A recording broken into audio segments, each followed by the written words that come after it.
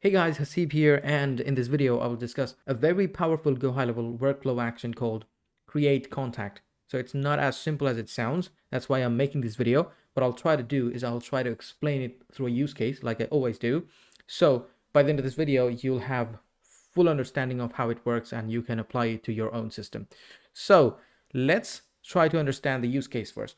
Let's say I have a referrals form where I am grabbing referrals from my existing customers. So if you think about the referral form, you need to grab the actual customer's details first. Maybe you're grabbing your customer's name and customer's email because you need to know who submitted the referral. That's why you need the customer's name first and the customer's email, let's say, or phone number, whatever is convenient. So you grab that first in the form. So you have two fields, and then you need the referral's name, like whoever they're referring to, and then the referrals email as the primary contact source. So these four will be in the same form.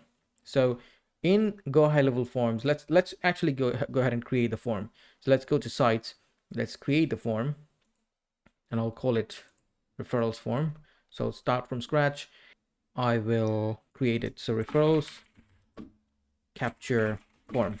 So what do we need? We need their, let's just eliminate the first name, last name. We just need their full name and email. So these two fields are meant for the customer, your existing customer. So I will just do your name, your email, and now I can't really use these anymore.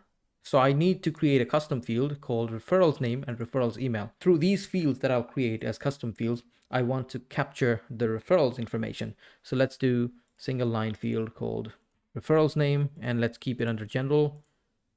That's fine. And then I'll just do another one called referrals email.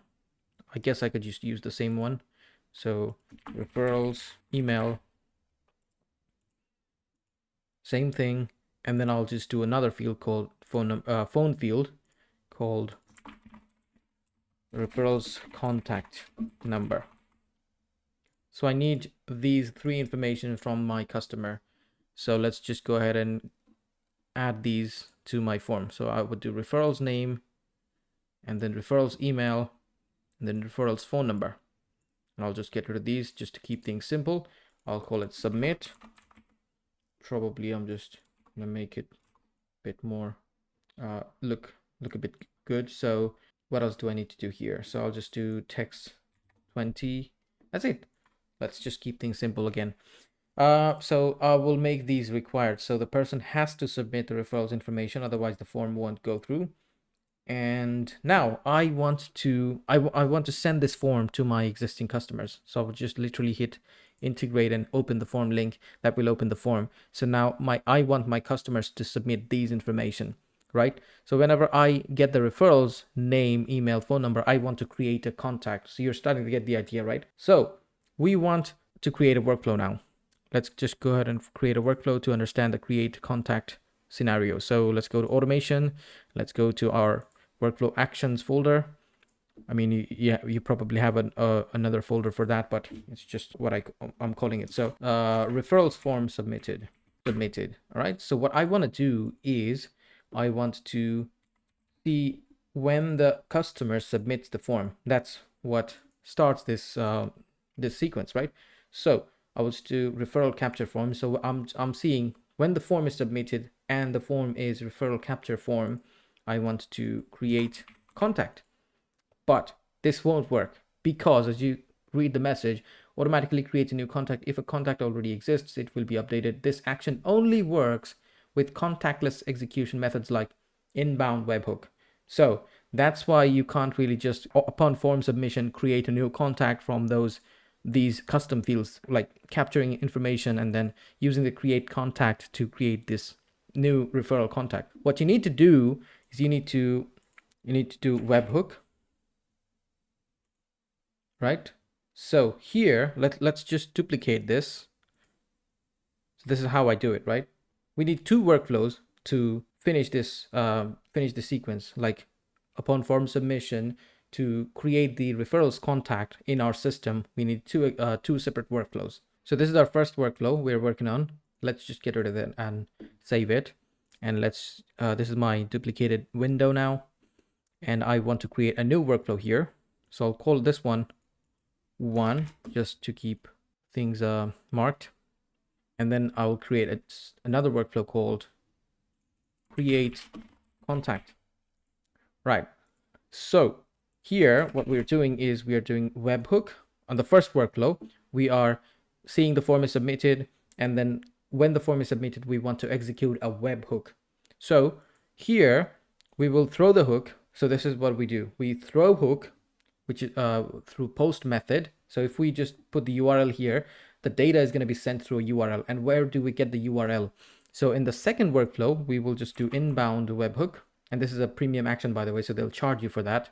I think I have discussed the pricing for premium actions and triggers in a separate video. I'll link that in the description. So here I need to copy this URL. So when I do that, try to understand. So when I do this, what I'm doing is I'm catching the whatever comes through this URL in this workflow, and I'm throwing the data to this URL from workflow 1. So throwing the data from workflow 1, catching the data through workflow 2. That's how it's done, right?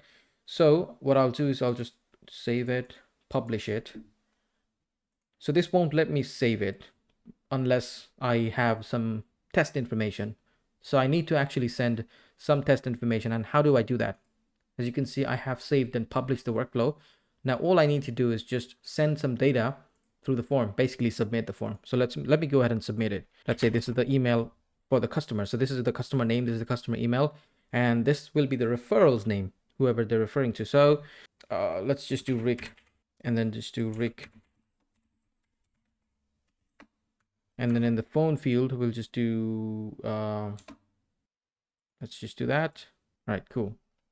So once we submit, this workflow is going to bring the data to the webhook, and this webhook will send information here. So, and you don't have to save this one, by the way. It won't let you save it either. All right, so I'll submit this.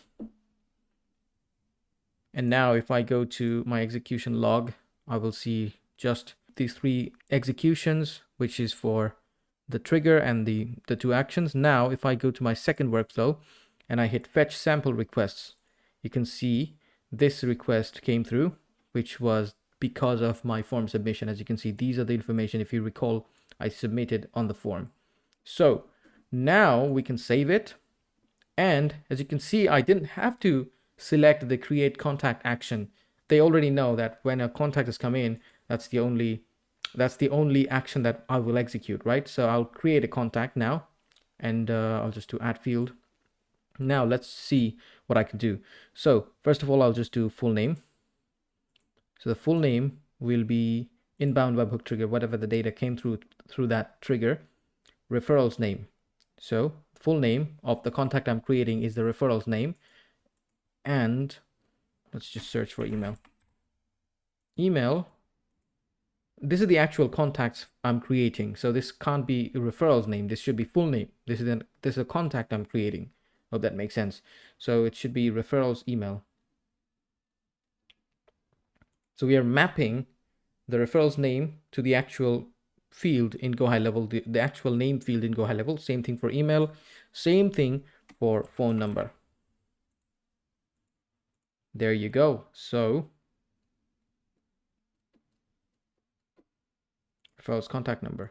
Now, again, just to give you the explanation, form gets submitted, right? And then this webhook throws the data, and this webhook URL is in the second workflow's inbound webhook. So this is the webhook that catches, the second workflow basically catches the information that it's thrown from the first workflow, and then we do a test. We do a test to get some mapping information, just to get some data, so we can map it with the create contact field, and then we just map the information in the create contact field. That's how the create contact field, the actual action works. So hope this made sense. You know, I already warned you that this won't be as simple as it sounds.